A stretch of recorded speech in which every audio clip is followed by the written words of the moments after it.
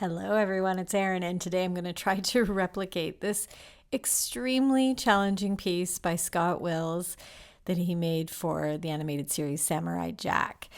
And we're starting with the background, which is how I always start these replicants. I always start with the very background, and I start to move my way forward in space. And this background is a light sort of grayish blue. And I'm going to just say now that throughout this whole piece, I regret not using more blue. I went a little too subtle, but that's okay. This is a mixture of warm blue, which is an ultramarine, and a cool blue, which is cyan. And I'm mixing it in with some white. I think I'm using primary white and a tiny bit of black. And we're just blocking in the background. So the scene is watery, there's sort of this puddle or pond or lake.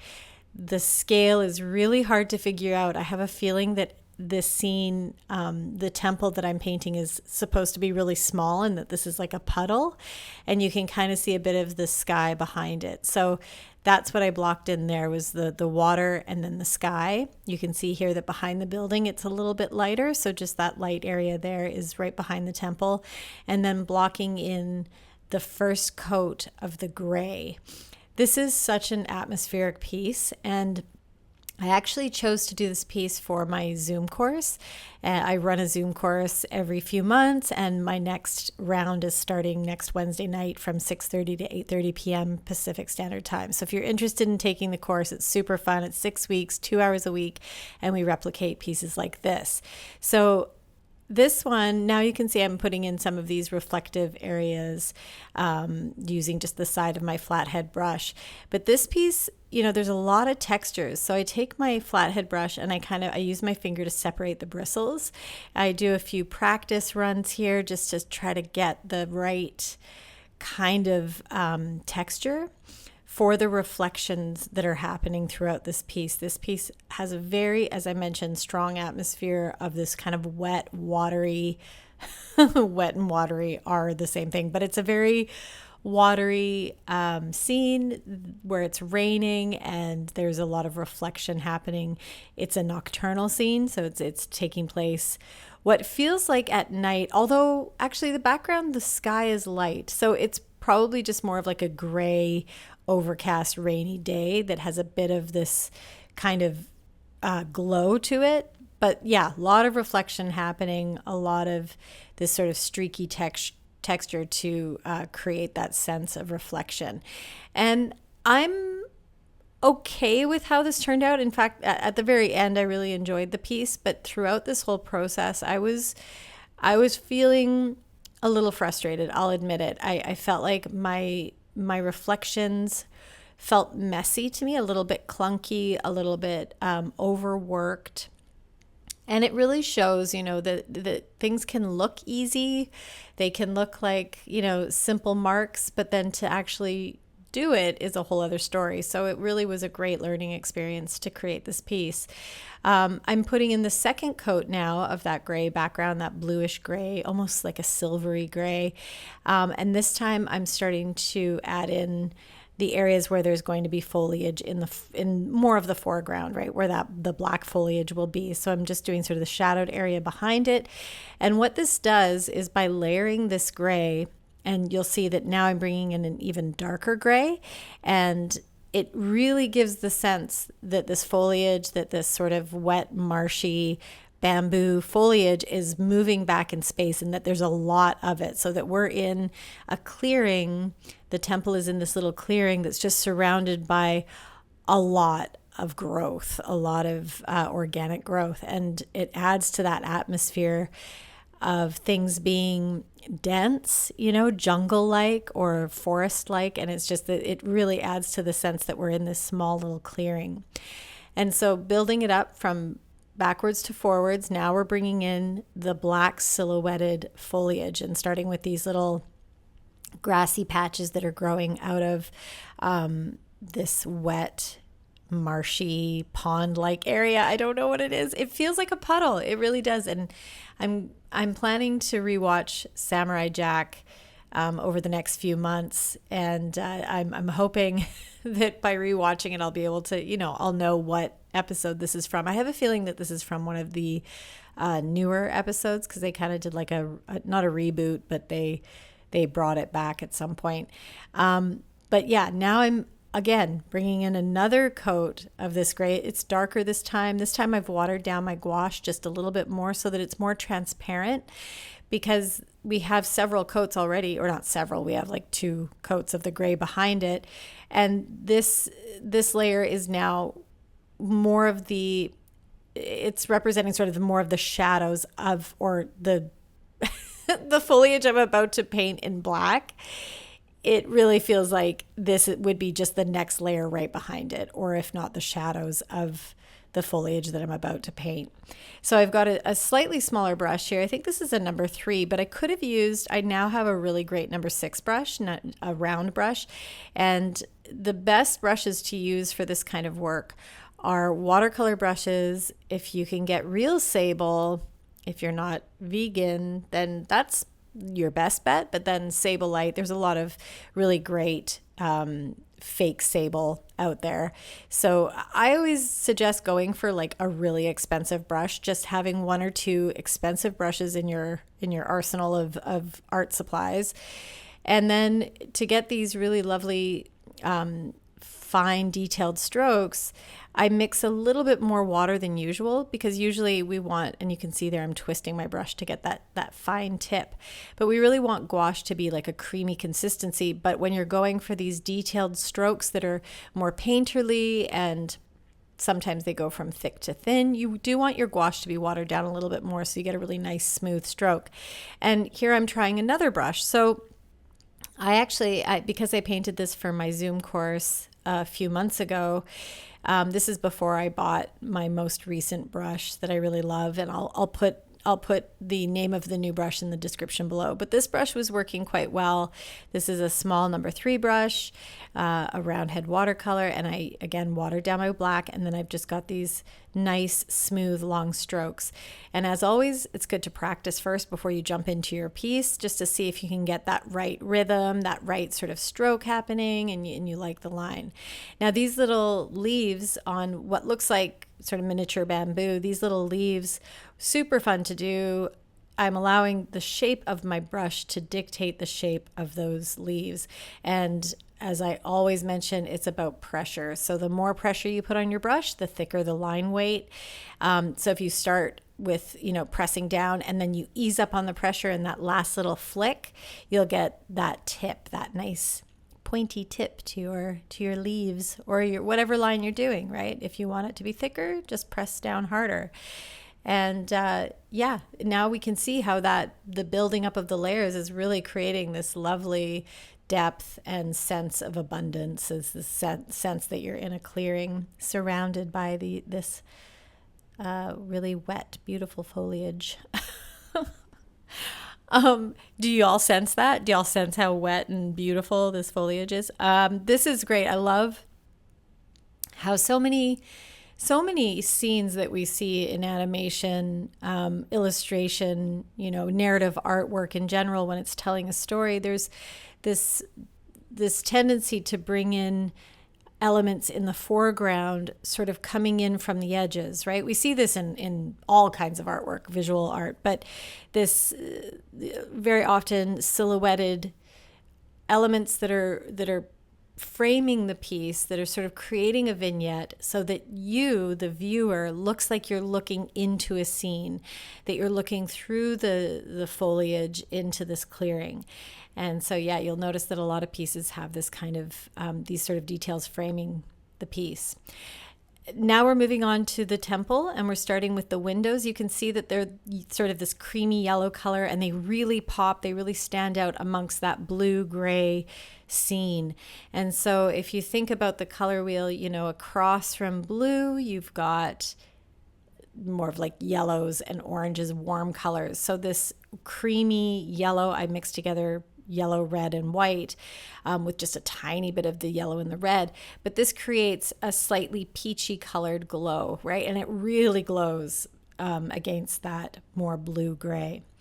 I'm using a pencil, which I don't often do, but I'm sketching in the lines where the windows will be, because this piece does have a lot of precision. There's a lot of details in the windows, and we really want those windows to be as, I guess, as even and correct. I don't know. Just it's taking a bit more precision than a lot of the pieces I do that are, originally have been done by Mary Blair or other artists.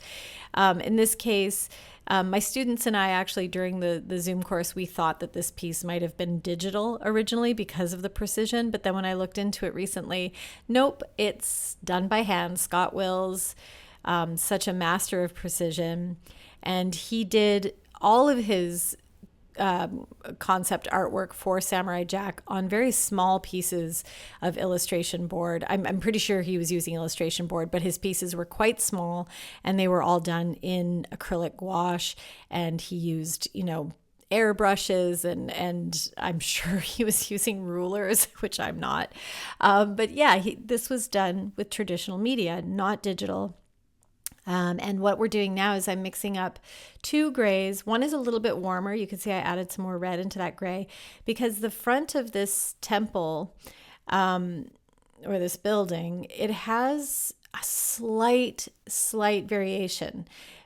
There is a bit of a glow coming from the windows. So I'm starting off with this darker medium gray. And you can see I went across once with my flathead brush. Flathead brush is perfect for this because it is the actual shape. It's that rectangular shape that I'm creating. So I've stroked across once, and then I smooth it out once. I don't want to do it any more than that, because as I'm painting, it's drying. Gouache dries very quickly. And so as it's drying, if I kept trying to smooth it out, I could actually create more wrinkles or ridges in the paint. So you want to just let it dry. And then once it dries, you can do another coat and it will smooth out eventually. And this is something I do talk about in every video, because it is one of the biggest frustrations with gouache is, thinking that you're going to get this really rough surface. And so trying to work it and smooth it out, but then you just end up overworking it as it dries. So trust the process. It will take a few coats, and eventually you will get a nice smoother finish. And with more practice, your consistency will get better, and the gouache will get smoother and smoother. I mean, I've been using gouache for years, and I'm still not getting an extremely smooth surface all the time. Okay, we're doing a bit of the blending now. So I've used that darker gray, and you can see it's super subtle, but now I'm using that lighter warm gray at the center, while the background gray is still wet.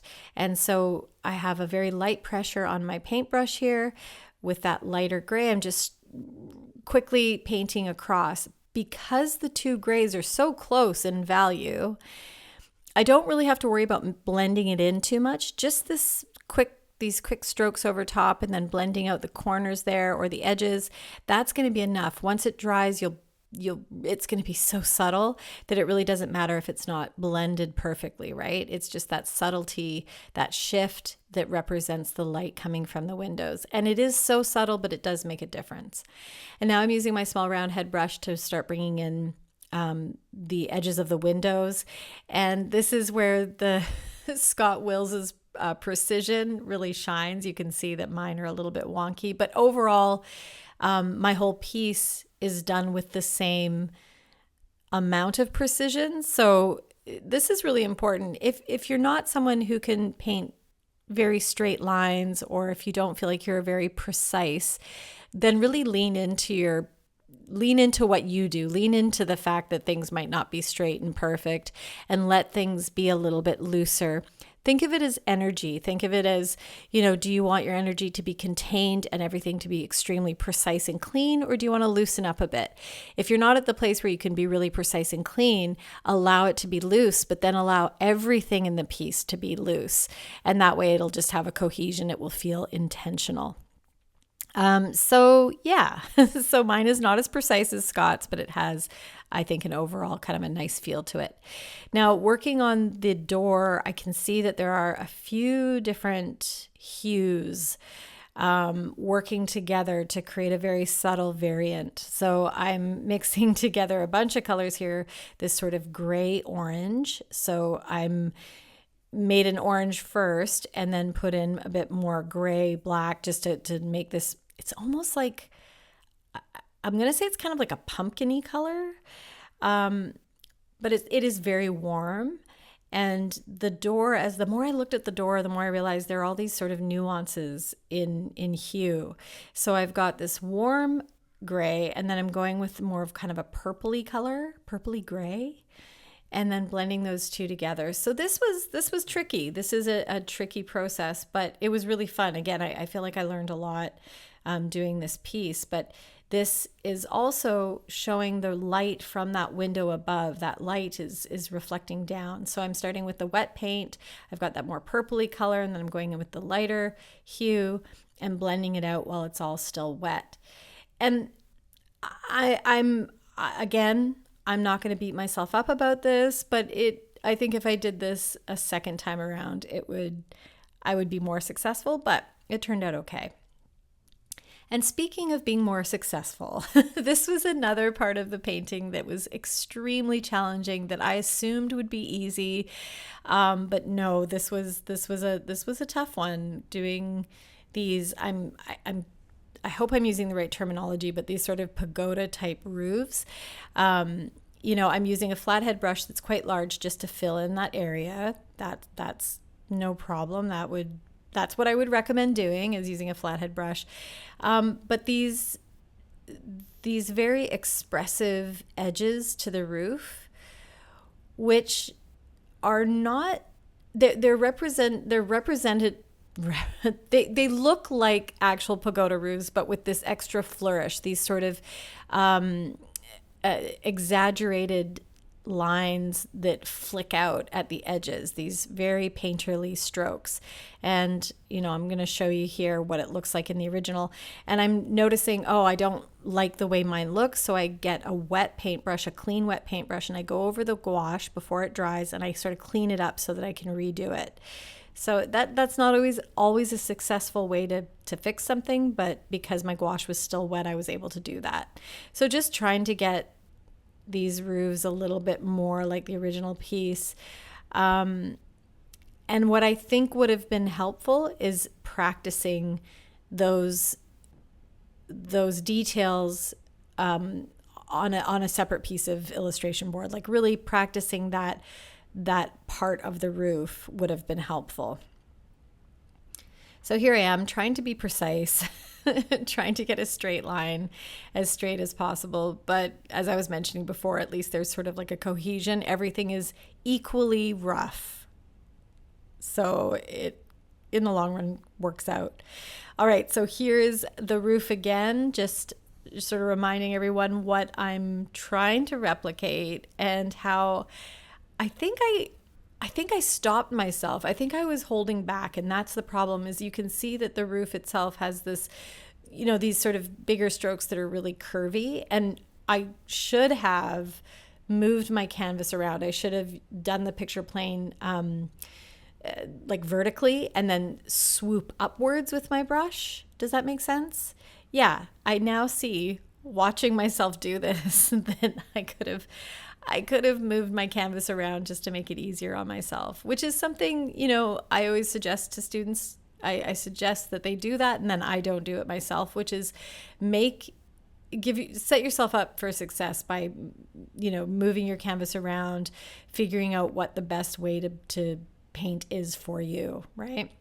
Okay, these little details on the window, I went quickly. At this point, I knew that precision was a thing of the past, that I was kind of throwing the precision out the window at this point and just going more for the energy.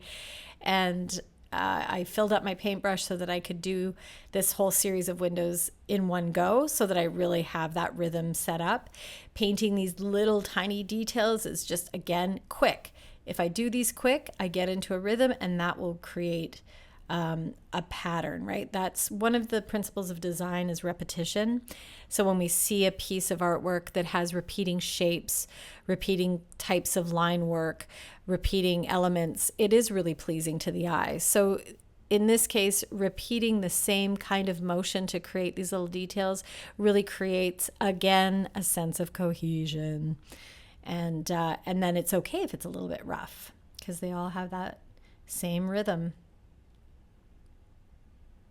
I'm just top this little pagoda. It's great. So I mentioned that Scott Wills paints his concept art on smaller pieces of illustration board or canvas or whatever it is that he's using. And those are used as color keys, I believe they're called, which are basically like, samples that other artists then work from. And he will make like master copies. A lot of the artists that worked on Samurai Jack were in Japan, and he would send these sort of master copies or color keys, and then they would use the methods that he would demonstrate, and then they would go on and make a lot of the artwork that would end up in the show. But it's really fascinating to see, in one picture that I saw recently were all his, or a whole bunch of his color keys in a pile, and it was just really cool to see. I'll actually put a link to his blog in the description below because that's where I saw that image. And he's just such a master of color. Like his very minimal color palettes are so effective in creating very strong atmospheres. And the creator of Samurai Jack, Tartakovsky, I think his first name is Genndy Tartakovsky, he was very much into having the backgrounds act as almost like a character in the show. The backgrounds were really important to him, and he said that once he had Scott Wills on board, it just all came together because Scott Wills just has this extremely powerful way of bringing out atmosphere and making a background really stand out as its own unique character. All right, putting in more of these little details, these little posts on the side of the temple. I keep sort of saying it's like a temple building, feels important, and bringing in more of these reflections. So it really did help once I had the structure in that building was in there, that I could start to see, okay, well, that reflection needs to go up to the bottom of the structure. So I'm just adding this in now. And what I did is I added the paint, the gouache, and then I'm getting a wet brush, and I'm sort of pulling down on the paint that I have there that hasn't dried yet, so that the wet brush can then, I have a bit more control over those streaky textural strokes, right? And I can kind of blend it out as well, which I think added to the kind of watery, reflective look. And this was fun. This was sort of a loose, painterly aspect of the piece that I enjoyed doing. And I started to feel at this point like, oh, okay, it really is starting to feel like this is the reflection of that building, and it started to come together.